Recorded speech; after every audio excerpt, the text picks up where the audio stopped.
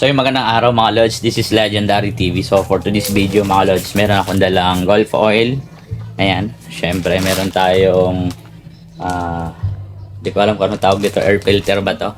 Sa Honda Click 160. So ngayong araw mga lods ay dadalhin natin si Onyx Honda Click 160 sa shop. So para palitan ng langis or change oil at itong air filter ng ating air cleaner mga lods. So ito, dahil nga may biyahe tayo ngayon ngayong week or next week mga lods sa El Nido, Palawan. So nakaraan dinala natin si Onyx sa Rio Tuba.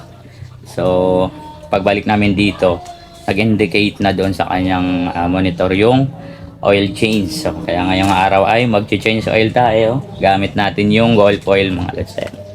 Yan, Gulf Oil. So matagal ko na siyang ginagamit na lang so almost 1 year na dito kay Onyx. Gulf Oil lang lagi yung ginagamit ko mga lods. Napaka-smooth na kanyang andar. Bukod doon, tahimik yung makina, matipid sa gasolina mga lods. Basta, as in, maganda yung performance ng Gulf Oil dito sa motor natin kay Onyx. At the same time mga lods, papalitan na rin natin agad ng air filter. Ayan. Sa air cleaner niya kasi almost 2 years na siguro hindi napalitan. Kaya merong bago or naninibago ako dun sa takbo ni Onyx, no? Parang pumipigil siya kapag umabot na ng 90 to 100, tapos biglang sagad ng biga, halos wala na siyang ipupuga. Kaya ngayon ipapacheck up natin, tune up natin si Onyx para balik naman ulit sa kanyang lakas. So yun, abangan ninyo mga lods yung ating pagpapalit ng filter at change oil. Let's go! Lods, palis na tayo. Sobrang init ng panahon So lagyan muna natin to sa box natin. Init. Tara, samahan niyo ako mga lods sa shop na pupuntahan natin. Let's go. Mga lods, papultak na tayo dito sa Petron San Pedro mga lods, dahil nga nag-blink na yung gasolina natin. So, presyo ng gasolina dito 88 to 89 pesos per liter. Dito na tayo magpapagas. Same quality naman sa yung performance naman din sa pinapagatan natin sa market. Nag-blink na yung gasolina natin. Konti-konti na lang. So ito mga lods, dito tayo sa Honda para bumili ng brake shoe sa likod kasi wala ng halos kapit yung brake shoe natin mga lods. Ganyan muna tayo dito. Sad to say mga lods, walang stock na brake shoe para kay Honda Click 160 sa Honda. Kaya mag aftermarket na lang tayo. Ikot-ikot muna tayo mga lods. Maganda sana kapag yung genuine parts ng Honda, yung brake shoe, mas matibay at matagal gamitin. Kaya nga lang, wala tayong makita dito sa mismo Honda Prestige mga lods. Ikot na lang muna tayo sa ibang tindahan. Let's go. Mga lods pang samantala kasi wala tayong mahanap na stock or genuine parts ng Honda brake shoe. So ito muna yung gagamitin natin for 3 to 4 months mga lods. Sana tumagal ng 3 to 4 months para palitan natin ulit ng ano. So order na lang tayo online ng genuine parts ng Honda. Siyempre diretso na rin tayo na change oil.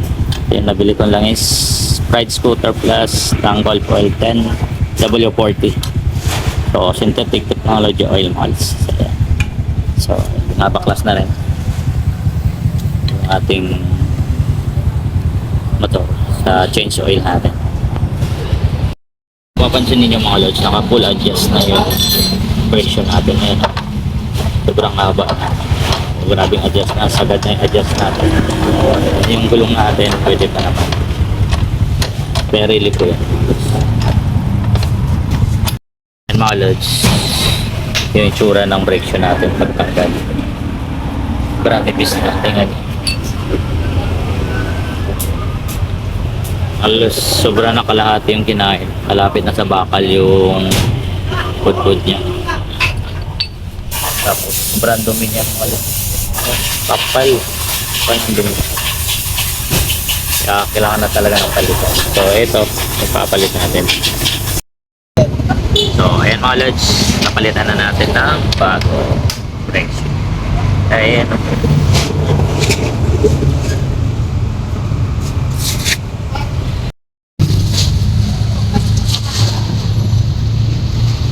Itim na rin.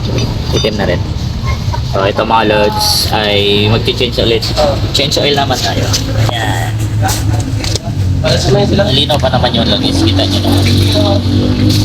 Kailangan na natin palitan itong langis natin mga lods. Ito mga lods, yung L filter ni Onyx. Yan yung gano'ng karumi. Ayan. Sobrang dumi niya mga lods. Tama na nawawalan ka ng lakas. Kita nyo naman gano'ng kakapal ng dumi. Oh. Basa-basa pa yung halos mga putik mga lods. Kaya pala wala ng pwersa yung motor natin kapag binibirit na natin ng malakas or sagad dahil sa sobrang dumi na. Lahat na ng mga putik nasala niya oh. Basa-basa pa. Grabing dumi. Yan na yung loob niya. Sakto. Papalitan na natin ng bago. Ayan. Na yung RevX Racing L filter ni Honda Click 160. Ayan, bagong bago na. Ayan, kakabit na ni mechanic natin mga lods. Tapos ito na siya yung pinalitan natin. Almost 2 years ang kanyang servisyo. Kaya ganyan, makapal yung putik. Lods, makatapos na natin palitan ng L filter ni Honda Click 160. Ayan, ready to ride naman.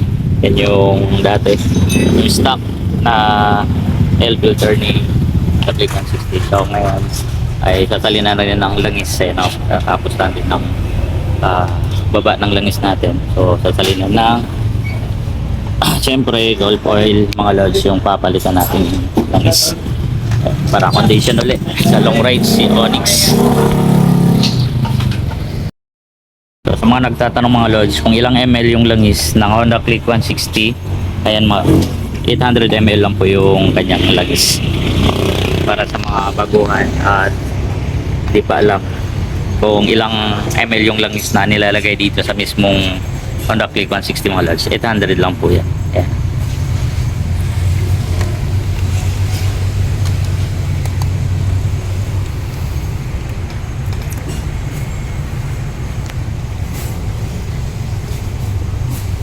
Parang tubig lang.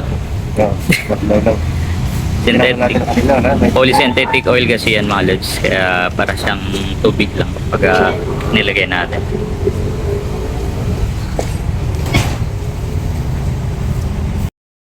Kaya mga lods. 2,000 lang natin. Ilan ba dapat? Hindi rin man yan at 2,000. 2.5 hanggang 2,000 na naman to, di ba? 2,000 2,000. Ano okay na yan? 2,000. Okay, laban na para maganda yung Para pag lumabas na ulit, mag-cancel lang naman. ayun mga lods, nakaset na 2,000 kilometers bago ulit mag-change oil. Bago mag-indicate dyan sa panel natin na oil change pag na-reach niya na yung 2,000 kilometers na tinakbo. Ayan.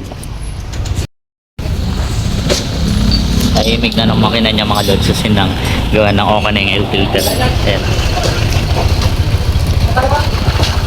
Halos wala kang marinig na vibration. Ayan, tahimik yung engine. So goods na ulit, pwede na pang long rides mga lods. Mga lods, sa bahay na tayo, kakawin lang natin. So napaka-solid yung performance. Hindi na rin umahagok yung motor natin kasi nga bagong change oil, bagong filter mga lods. Ayan, and brake shoe niya okay na rin. So solid na, pwede na siya pang long ride sa El Nido, Palawan mga lods. Yan lang mga lods, this is Legendary TV. Hanggang dito lang yung vlog natin and ride safe po palagi sa inyo. Ayan.